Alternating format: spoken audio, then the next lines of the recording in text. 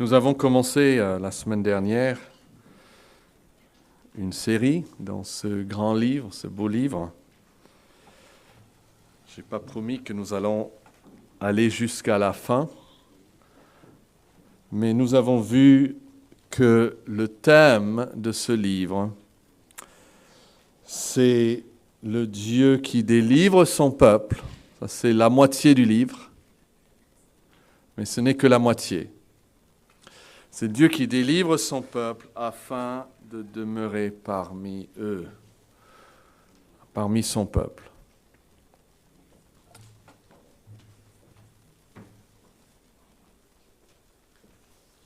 Et donc aujourd'hui, nous allons nous attarder sur ce premier chapitre d'Exode. Et je vous invite à suivre avec moi, je vais vous lire les 7 premiers versets pour commencer.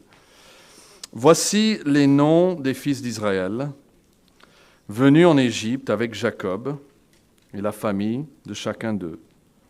Ruben, Siméon, Lévi, Juda, Issachar, Zabulon, Benjamin, Dan, Nephtali, Gad, Aser. Les personnes issues de Jacob étaient au nombre de 70 en tout. Joseph était alors déjà en Égypte. Joseph mourut, ainsi que tous ses frères et toute cette génération-là.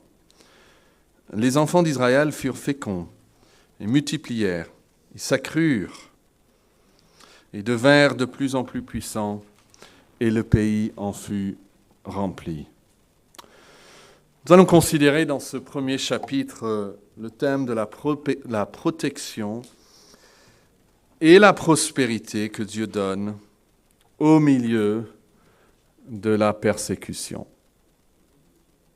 C'est l'image que nous avons dans ce chapitre. Et pour bien comprendre cette histoire, j'espère que vous avez commencé à lire, comme je vous ai encouragé la semaine dernière, pour bien comprendre ce livre et ce que Dieu est en train de nous dire à travers ce livre, parce qu'après tout, c'est des choses qui se sont passées, mais ils sont pour notre bien aujourd'hui. Le fait que nous les ayons, ce récit et pas d'autres récits, c'est que Dieu veut que ce récit soit pour notre bien aujourd'hui. Alors pour bien comprendre et apprécier, s'approprier ce que Dieu a pour nous dans cette histoire, il faut d'abord comprendre que l'Exode est la suite de quelque chose. Et la suite d'une seule histoire. Ce n'est pas le chapitre 1, ce n'est pas une nouvelle histoire, ce n'est pas une histoire différente, c'est la même histoire qui continue. Et en hébreu, le premier mot de ce livre, c'est la conjonction « et ». Donc déjà, il y a un peu ce lien, c'est comme si ça continue. Et voici maintenant ce qui se passe par la suite. Et toute la Bible est en fait une seule histoire. C'est comme il y a l'histoire de France. Après, on peut parler de Louis XIV, on peut parler de la Bastille, on peut parler des différents événements, mais tout cela sont regroupés dans le fait qu'elles font partie de l'histoire de la France. Et dans la Bible, nous avons une seule histoire. Et c'est l'histoire de ce que Dieu fait pour sauver son peuple par son serviteur choisi, par son Fils unique. Et donc, Exode reprend et continue l'histoire qui se trouve en Genèse. Genèse 46 et verset 8. Regardez ce qui est dit ici en Genèse 46, verset 8. Voici les noms des fils d'Israël qui vinrent en Égypte. Et quand on ouvre Exode, c'est une citation. Il reprend l'histoire maintenant à cette époque-là. Et il dit, voici les noms des fils d'Israël venus en Égypte. Vous voyez, il continue la même histoire. Il va la prolonger, il va la développer, mais c'est la même histoire. Et si vous êtes en Christ, vous faites partie de la même famille de Dieu. C'est donc votre histoire. C'est notre histoire.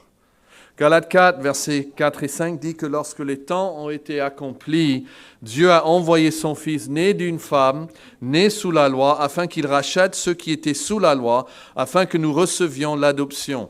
Donc, Exode, ça fait partie de l'accomplissement. Il fallait que le temps s'accomplisse. Et l'Exode va nous avancer vers ce temps où le grand sauveur va venir. Et entre-temps, nous allons voir des petits sauveurs. Moïse sera un petit sauveur. Nous allons voir un petit prophète. Moïse sera un de ses prophètes. Nous allons voir des petits prêtres. Aaron sera un de ses prêtres. Mais tout cela nous guide vers le grand prophète, le grand sacrificateur, le grand roi, qui est notre Seigneur Jésus-Christ. Et c'est une joie de savoir que Dieu écrit une seule histoire et que nous faisons partie de cette histoire. C'est beaucoup mieux que d'être, comme disent certains philosophes, que nous sommes beaucoup de petites histoires en fait qui n'ont rien à faire les unes avec les autres. Il y a des philosophes qui essayent même d'expliquer le monde comme ça, que c'est des phénomènes séparés, sans lien, et il n'y a pas d'explication à chercher parce qu'il n'y a pas d'explication. Ce sont des événements qui se croisent parfois, mais sans... Il n'y a pas d'histoire qui contrôle toutes les petites histoires. Mais le chrétien sait que oui, il y a une seule histoire qui avance dans le monde. Et ça explique toutes les autres petites histoires. Et cette histoire, en Exode, concerne un peuple réuni.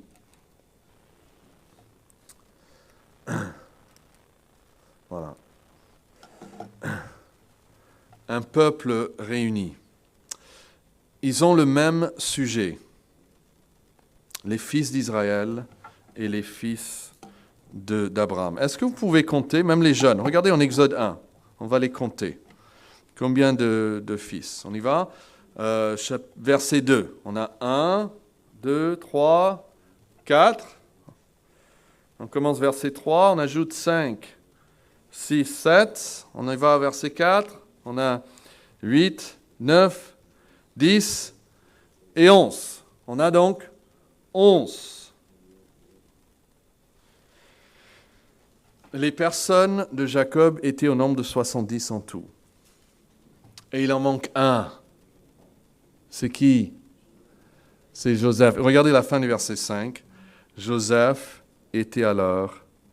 Et la plupart des traductions donnent, et c'est une meilleure traduction, le mot « déjà ». Joseph était déjà en Égypte. N'est-ce pas beau? Vous pensez à ça. Ah, Joseph, il est déjà là. Il est déjà au bon endroit. C'est lui qui avait été rejeté, renvoyé loin en esclavage. Et les derniers, eh bien, ils finissent par être le premier. Il est déjà sur place. Et ils sont sur place malgré, comme vous voyez ici, leurs péchés, malgré leurs fautes, malgré leurs errements. Regardez en arrière, si vous pouvez, vers Genèse 49. C'est juste une page, il faut tourner, ou deux maximum, Genèse 49. Et je veux qu'on note ce que Jacob, c'est le papa, qui va dire en mourant de ses fils. Donc dites-moi si vous seriez fiers de faire partie de cette famille. Genèse 49, verset 1, Jacob appela ses fils et dit « Assemblez-vous, je vous annoncerai ce qui vous arrivera à la suite des temps. Rassemblez-vous, écoutez, fils de Jacob, écoutez, Israël, votre père. » Jacob a ce nom aussi, Israël, que Dieu lui a donné. Alors il commence avec le premier, verset 3. Qu'est-ce qu'il dit? « Ruben, toi, mon premier-né, ma force et les prémices de ma vigueur, supérieur en dignité, supérieur en puissance, impétueux comme les eaux, tu n'auras pas la prééminence, car tu es monté sur la couche de ton père, tu as souillé ma couche en y montrant. » Ruben a commis l'inceste. Alors on prend les deux prochains, verset 5. Siméon et Lévi, son frère. Leurs glaives sont des instruments de violence. Que mon âme n'entre point dans leur conciliabule. Que mon esprit ne s'unisse point à leurs assemblées. car dans leur colère, ils ont tué des hommes, et dans leur méchanceté, ils ont coupé les jarrets des taureaux. Maudite soit leur colère, car elle est violente, et leur fureur, car elle est cruelle. Je les séparerai dans Jacob et je les disperserai dans Israël. Là, on n'en voit que les trois premiers enfants. Et un, c'est le péché de l'immoralité, l'autre, c'est le péché de la violence. Ils sont connus pour ça, ils sont marqués comme ça. Jacob, en mourant, ne pense qu'à ça. Et pourtant, ils sont réunis en Exode 1. On les voit tous ensemble. Ça, c'est la grâce de Dieu. C'est malgré aussi leur séparation les uns des autres. Trouvez Genèse 37 et la fin du chapitre, Genèse 36, verset 36. C'est l'histoire de Joseph. Genèse 37, verset 36 dit « Les Madianites le vendirent en Égypte à Potiphar, officier de Pharaon, chef des gardes. » En ce temps-là, commence le prochain chapitre, et on a cette curieuse histoire de Judas qui se trouve au beau milieu de l'histoire de Joseph. Et que fait Judas? Regardez le verset 1, 38. En ce temps-là, Judas s'éloigna de ses frères, il se retira vers un homme d'Abdullam nommé Hira. Là, Judas vit la fille d'un Cananéen nommé Shua, il l'a pris pour femme et alla vers elle. Donc ici, nous avons une séparation. Joseph est où? La fin du verset du chapitre 37, Joseph est en Égypte et Judas s'éloigne de ses frères et entre dans une sorte d'alliance avec un païen. C'est ce que ça veut dire. Vous voyez, il s'éloigna de ses frères, il se retira d'eux et vers un homme. Donc la relation qu'il avait avec ses frères, ils travaillaient, vous vous rappelez, ils travaillaient ensemble. C'était l'entreprise familiale. Et il retire de ses frères et il va remplacer cette relation qu'il avait avec ses frères par une relation avec un païen. Et il va prendre une femme païenne. Donc déjà 2 enfants qui sont partis loin. Et vous savez, si vous êtes parents, vos enfants sont grandis, ils ont déménagé loin, ce n'est pas du jour au lendemain qu'ils vont tous revenir pour vivre à 2 kilomètres de chez vous. J'ai ma mère qui est à plus de 1000 kilomètres d'aucun de ses enfants, 5 enfants. Et eux, ils sont dispersés en Europe, en Afrique, dans l'Ouest, enfin partout. Mais en Exode chapitre 1, ils sont tous ensemble. Et c'est malgré leur division aussi. Vous savez que dans le récit de Joseph, les frères ne pouvaient, la Bible dit, ils ne pouvaient dire du bien à leurs frères. Tout de suite la colère. Parfois ça arrive dans nos familles. Tout de suite, on s'emporte, on se donne à la colère. Ils l'ont presque tué, mais ils l'ont finalement vendu pour être esclave à vie dans un pays lointain. Quand ils l'ont envoyé pour être esclave, c'était pour ne plus le revoir de leur vie. Et en fait, on découvre que leur plus grand problème n'était pas externe, mais interne. Ils ne pouvaient pas vivre ensemble. Vivre ensemble, ils allaient se tuer. Voyez-vous une situation plus désespérée que celle de cette famille? Et pourtant, quand nous ouvrons le livre d'Exode, toute la famille est présente. Ça, c'est la grâce de Dieu. Cette promesse, donc, cette histoire concerne un peuple réuni dans la grâce et la providence de Dieu. Et ce sont des promesses, en fait, qui sont accomplies. Exode chapitre 1, si vous regardez le verset 7, vous trouvez plusieurs mots ici pour exprimer ces promesses. Il dit que les enfants d'Israël furent féconds, multiplièrent, s'accrurent, devinrent de plus en plus puissants, le pays en fut rempli. Et nous avons noté ça dimanche dernier, que c'est un miroir de ce qui a été dit en Genèse 1, 28, quand Dieu dit « Soyez bénis, soyez féconds, multipliez, remplissez la terre, assujettissez-la et dominez. » On trouve par les mêmes mots ici. Et Genèse 47, verset 27, Israël habita dans le pays d'Égypte, dans le pays de Gozan, et ils eurent des possessions, ils furent féconds, ils multiplièrent beaucoup. Et c'est ce que Dieu a fait. Dieu avait promis à Abraham qu'il allait multiplier sa semence, rappelez en Genèse. Et donc c'est ce qui se passe ici. Dieu avance son programme. Et parfois nous pensons que Dieu n'est pas à l'œuvre. Parce que nous, on voit les péchés, on voit les séparations, on voit les divisions, on voit les troubles, on voit les difficultés.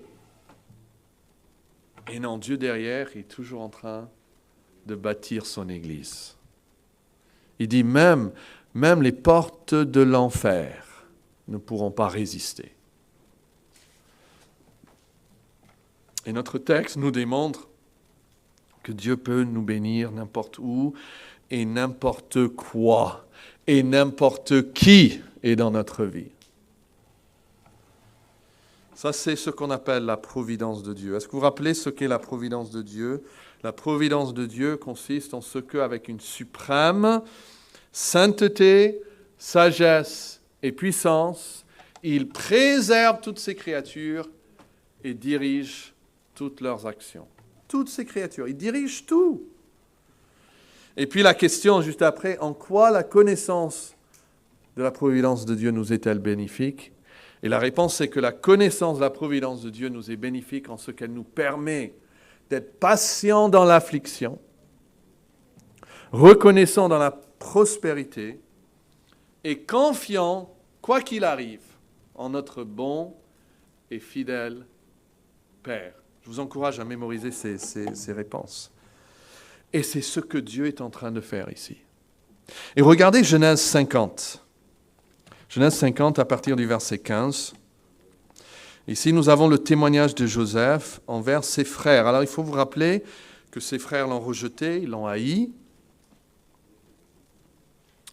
Pendant, je crois que c'est 23 ans, ils sont séparés. Il a 17 ans au début, il a près de 40 ans à la fin. Ils ne sont jamais venus le chercher, hein. Et Genèse 50, verset 15 dit, quand les frères de Joseph virent que leur père était mort, ils dirent, si Joseph nous prenait. Romains 8, 28 dit, nous savons du reste que toute chose concourt au bien de ceux qui aiment Dieu, de ceux qui sont appelés selon son dessein. Dieu a un dessein. Et toute chose concourt au bien de ce dessein. Pourquoi? Car ceux qu'il a connus d'avance, il les a aussi prédestinés. Avant la fondation du monde, il vous a prédestinés à la bonté de ma sagesse, de ma puissance. Et toute chose concourt à cela, afin que son fils soit le premier-né de beaucoup de frères. Et ceux qu'il a prédestinés, il les a aussi appelés avec efficacité. Ceux qu'il a appelés, il les a aussi justifiés. Ceux qu'il a justifiés, il les a aussi glorifiés. Il fait tout de A à Z. C'est un Dieu qui nous garde, qui nous préserve, qui agit dans nos vies. Et on se dit, eux, ils ont médité à me faire du mal. Oui, c'est vrai, on l'admet. C'était leur intention de me faire du mal. Je ne le nie pas. Mais Dieu a accompli de la sorte ce qu'il avait destiné pour moi, mon bien. Ça, c'est la providence de Dieu. Joseph pouvait le voir. Et nous devons pouvoir le voir aussi. C'est ça qui nous permet de bien dormir le soir. Je parlais avec quelqu'un juste cette semaine. Il disait, oui, par rapport à ses enfants, c'est quand même ses inquiétudes, par rapport à l'écologie, par rapport à la guerre, là en Ukraine, ce qui va se passer, les embauches, tout ça. Et j'ai pu lui dire que j'ai un Dieu qui veille sur moi et qui veille sur mes enfants, mieux que moi-même. Je vais mourir un jour. Je ne peux pas veiller sur tous mes enfants. Mais Dieu veille sur eux. Puis j'ai dit, c'est ça qui me permet de bien dormir le soir. est-ce que le Dieu d'Israël est votre Dieu? Et cette histoire concerne aussi une opposition acharnée.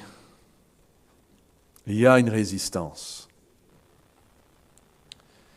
La résistance continue. Et ça aussi, c'est l'histoire du peuple de Dieu. On dit, ah, les frères sont là.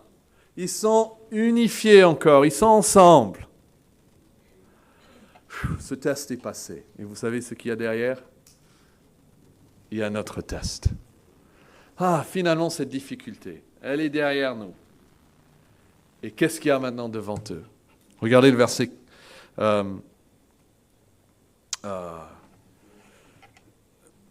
Exode verset 1, chapitre 8. Il s'éleva sur l'Égypte un nouveau roi qui n'avait point connu Joseph. La position de Joseph n'est pas héréditaire, ce n'est pas son fils qui va prendre sa place. Et donc c'est normal, hein, surtout en politique, on oublie vite, on oublie très vite les gens. Une seule élection et tout peut changer. Et il dit à son peuple, voilà les enfants d'Israël qui forment un peuple plus nombreux et plus puissant que nous.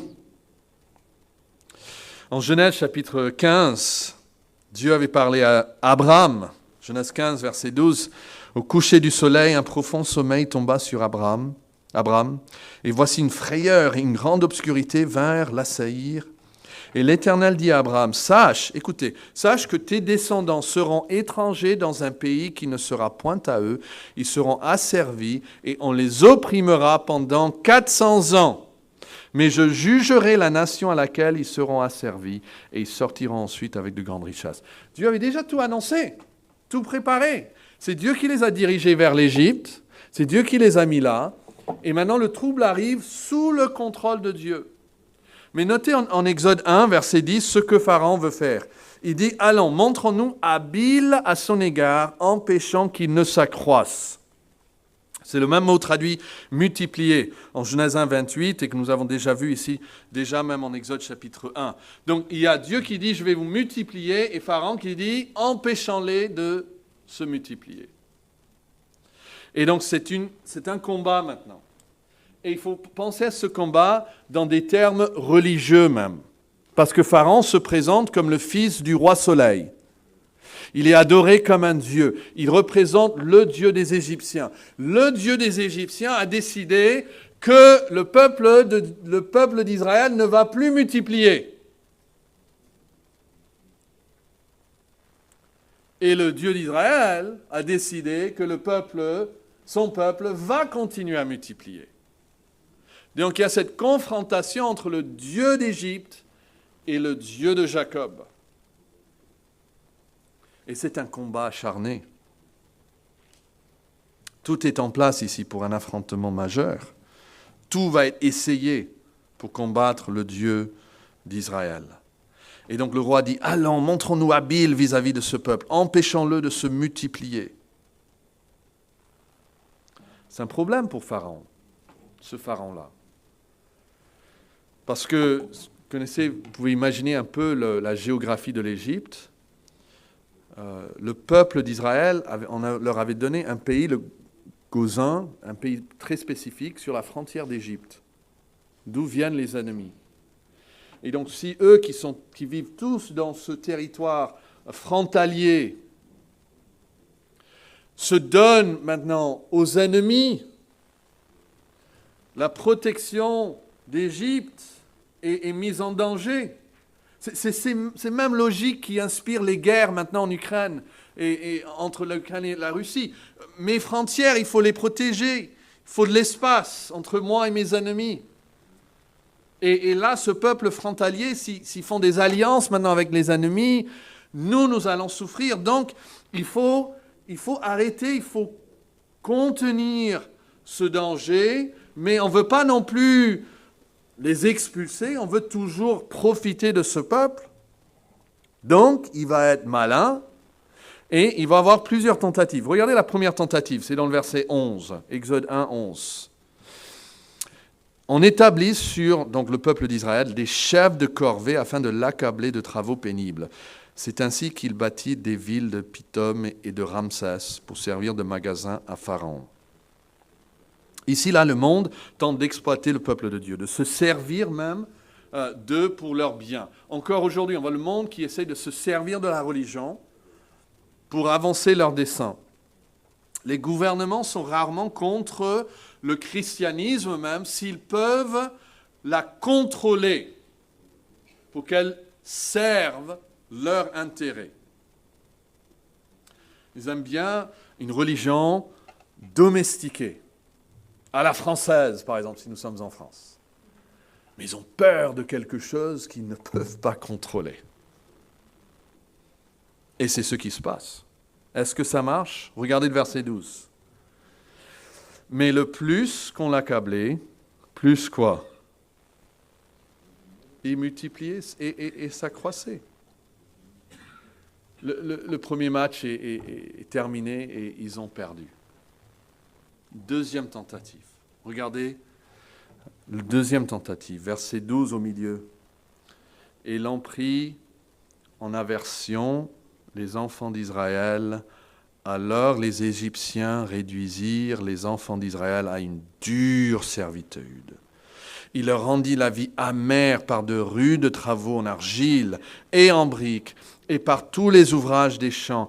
Et c'était avec cruauté qu'il leur imposait toutes ces charges. Cette deuxième tentative, c'est augmenter la souffrance de l'esclavage.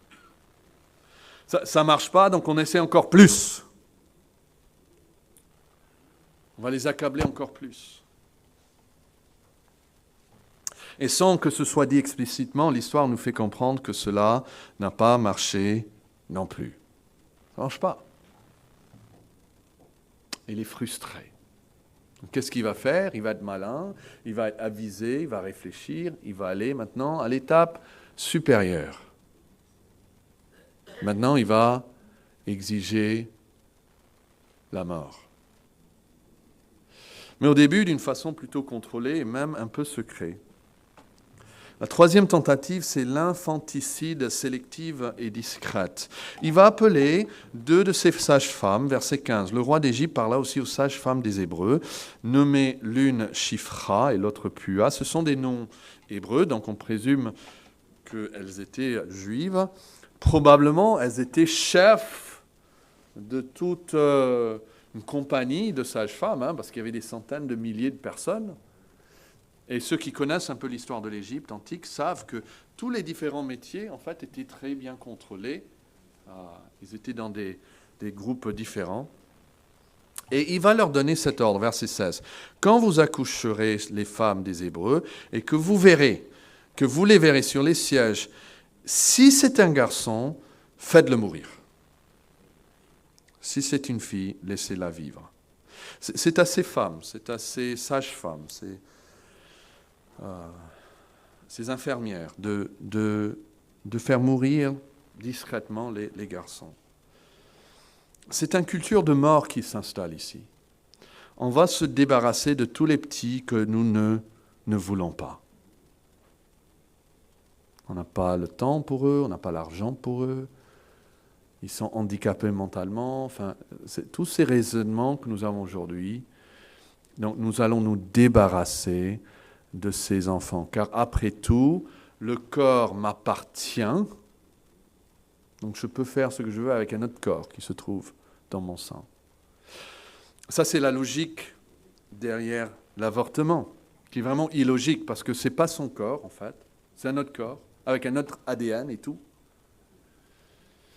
Mais la culture de l'avortement est une culture de mort. Il ne faut pas le dire autrement. C'est mettre la mort, c'est la mort sélective.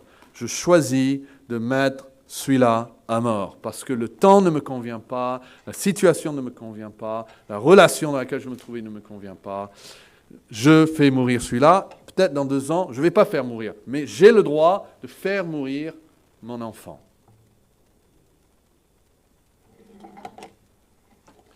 Mais est-ce que ça marche? Regardez le verset 17. Mais les sages-femmes craignirent Dieu et ne firent point ce que leur avait dit le roi d'Égypte. Elles laissèrent vivre les enfants. Vous voyez la puissance de Dieu et nous voyons une grande ironie là-dedans. Les mêmes personnes à qui Pharaon va confier cette mission de mort servent en fait l'Éternel. Pharaon ne peut pas gérer ses propres serviteurs. On voit ça plusieurs fois. On voit ça avec Akab, si vous connaissez Akab et Abdias. Akab, il a un maître de sa maison, il est comme le Premier ministre. Et on trouve dans l'histoire que, en fait, son Premier ministre est en train de garder 100 prophètes en vie, les nourrir tous les jours. On voit ça avec le roi Saül.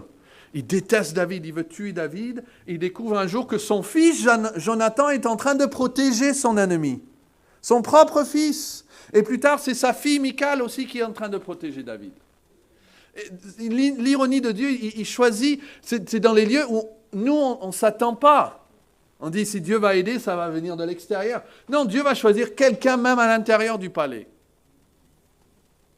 Et plus tard, c'est Pharaon lui-même qui va éduquer Moïse. Celui qui va ensuite diriger le peuple et les mener hors d'Égypte. Saul, le persécuteur de l'Église, devient l'apôtre Paul, envoyé par Dieu aux païens. Parfois, la réponse de Dieu vient dans des endroits les moins attendus et le plus inespérés. Et ces femmes, nous voyons, le texte nous dit, elles sont motivées par quoi?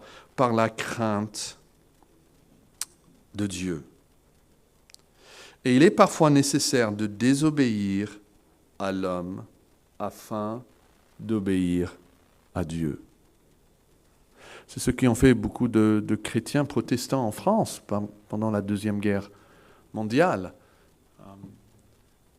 Ils ont caché des Juifs par crainte de Dieu. Et regardez ce que Pharaon va faire. Exode 1, 18. Le roi d'Égypte appela les sages-femmes et dit, « Pourquoi avez-vous agi ainsi et avez-vous laissé vivre les enfants ?» C'est comme s'ils ont fait quelque chose de mal, mais en fait, les sages-femmes n'ont rien fait de tout. Mais elles disent, verset 19, les sages-femmes répondirent à Pharaon, c'est que les femmes des Hébreux ne sont pas comme les Égyptiennes. Elles sont vigoureuses et elles accouchent avant l'arrivée de la sage-femme. Dieu fit du bien aux sages-femmes. Et là, nous retrouvons encore ce refrain.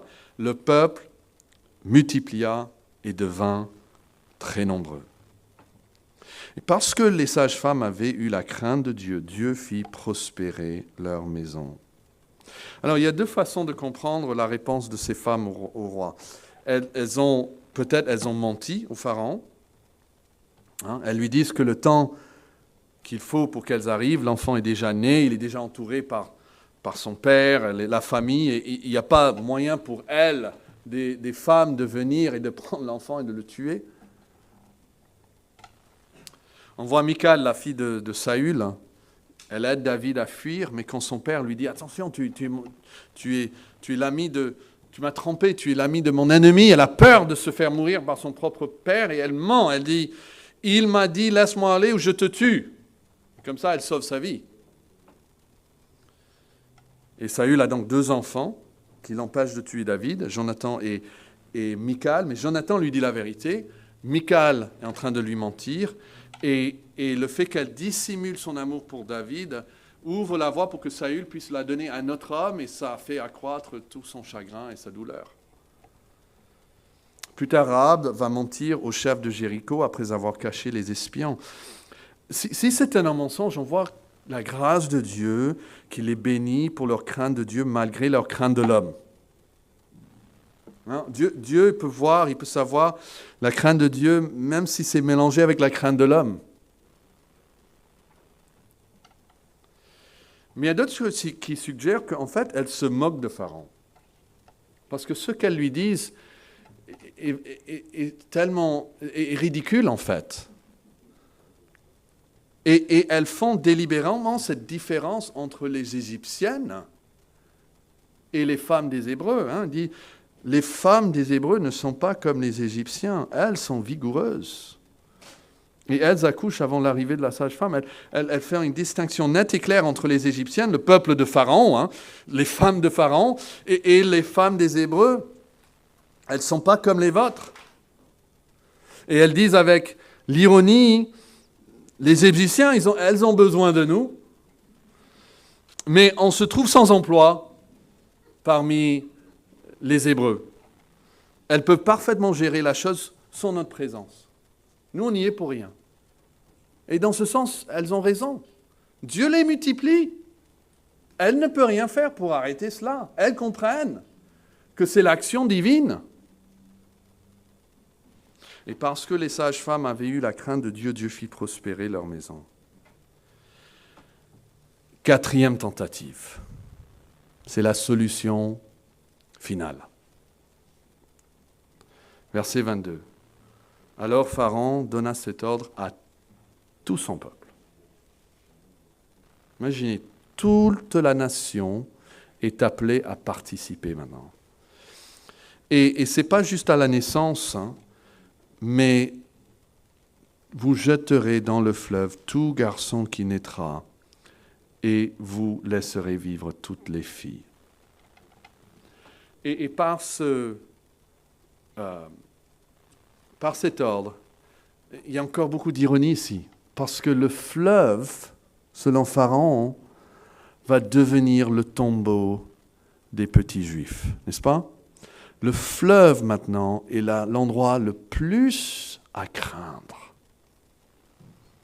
Si vous avez un enfant juif, un petit garçon, surtout, éloignez-le du fleuve, sinon quelqu'un va le prendre, il va le jeter dans l'eau.